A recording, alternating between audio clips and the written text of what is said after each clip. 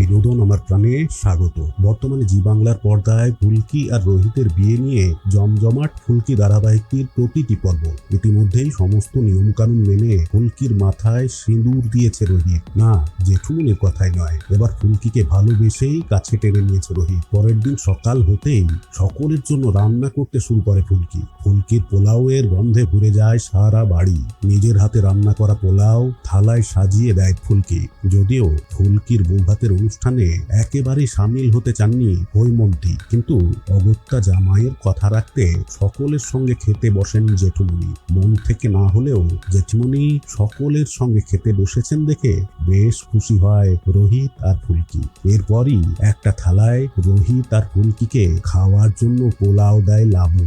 এত তেল মশলার খাবার ফুলকি খাবে, এটা দেখেই রেগে যায় রোহিত। রোহিতের কথা শুনে খাবার খাবে না বলে জানিয়ে দেয় ফুলকিও, কিন্তু রোহিতের বুদ্ধির সামনে শেষমেশ হার মানতে হয় ফুলকিকে। এরপরই ফুলকি আর রোহিতের ঘরটা সুন্দর করে সাজিয়ে দেয় সকলে। প্রথমে রোহিত আপত্তি করলেও পরে আর সে বাধা দিতে পারেনি। সকলের কথা শুনে ফুলকির জন্য গিফট আনতে চলে যায় রোহিত। এরপর ফুলকিকে ঘরে নিয়ে আসে লাবু। ফুলকিকে নানান কথা বোঝানোর চেষ্টা করে সে, যদিও ফুলকির মাথায় বিশেষ কিছুই ঢোকেনি। এরপর ফুলকিকে ঘরে রেখে চলে যায় লাবু, পিয়াল, তমাল আর ধানু। ঘুমটা দিয়ে বসে পড়ে ফুলকি। এরপরই সে দেখে রোহিত এসে তার ঘুমটা খুলে তাকে একটা আংটি দিয়েছে আর আদর করে কাছে টেনে নিয়েছে। যদিও কিছুক্ষণ পরেই এই স্বপ্ন ভেঙে যায় ফুলকির। যদিও এরপরই ঘরে ঢুকে পড়ে রোহিত। দরজা আটকে সে একটা আইসক্রিম দেয় ফুলকিকে। তারপর ফুলকিকে জড়িয়ে ধরে বলে সে আসলে শালিনীকে বিয়ে করতে চায়নি, সে আদতে ফুলকিকেই ভালোবাসে। কিন্তু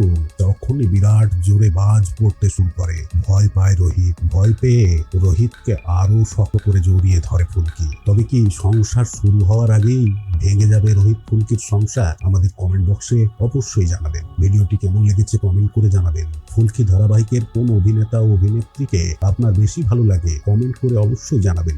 ভিডিওটি ভালো লাগলে লাইক শেয়ার অবশ্যই করতে হবে। আর আপনি যদি আমার চ্যানেলে নতুন হয়ে থাকেন তাহলে অবশ্যই সাবস্ক্রাইব করে দেবেন, কারণ বিনোদন জগতের সমস্ত ভিডিও এখানেই পেয়ে যাবেন সবার আগে। ধন্যবাদ।